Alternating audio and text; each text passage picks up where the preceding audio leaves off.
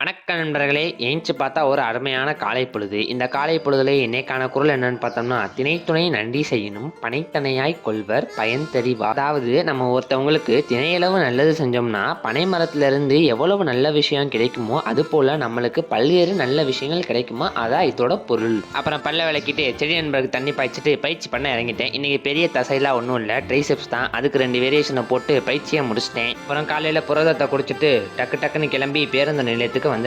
என்னைக்கு இல்லாத திருநாளா பஸ் இன்னைக்கு ரொம்ப ஃப்ரீயா இருந்துச்சு. அதனால 2 பேரும் உட்காந்தே காலேஜுக்கு வந்துட்டோம். மத்தியானம் லஞ்சை முடிச்சுட்டு கொய்யாக்கா வாங்கி சாப்பிட்டு இருந்தேன். இவன் அவனோட சாப்பிட்டு முடிச்சுட்டு என்னோட பார்த்துக்கிட்டு இருந்தான். நான் நேக்கா அங்கிருந்து எஸ் ஆயிட்டேன். அப்புறம் நண்பர்களோட கொஞ்ச நேரம் கிளாஸை கட் அடிச்சுட்டு வீட்டுக்கு ஜூட் ஆயிட்டேன். வந்ததும் கையோட சிவன் கோயிலுக்கு போய் சாமி கும்பிட்டு வீட்டுக்கு வந்ததும் பயிற்சிக்கு வந்துட்டேன். இதுலயே 4 கிலோ கூட்டுதலா சேர்த்து போட்டேன். கடினமா இருக்குன்னு பார்த்தா மிக கடினமா இருந்துச்சு. அப்புறம் எப்படியோ பயிற்சியை முடிச்சிட்டேன். நைட்டுக்கு ஒரு அருமையான விருந்து, ஆப்பமும் பன்னீர் கிரேவியும். அதை ஒரு கட்டு கட்டிட்டு மீன் எண்ணெயை போட்டு மட்டை ஆயிட்டு நண்பர்களே. டாட்டா.